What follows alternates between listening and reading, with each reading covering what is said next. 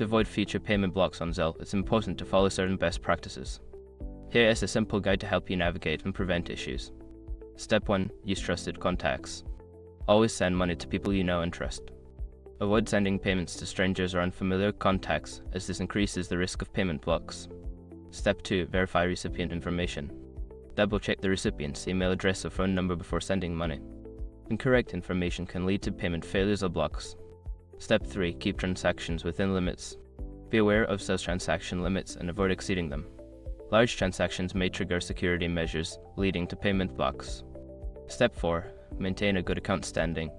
Ensure your bank account is in good standing and that there are no outstanding issues. Regularly monitor your account for any suspicious activity. Step 5. Update your contact information.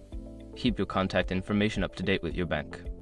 This helps in verifying your identity and reduces the chances of payment blocks due to discrepancies.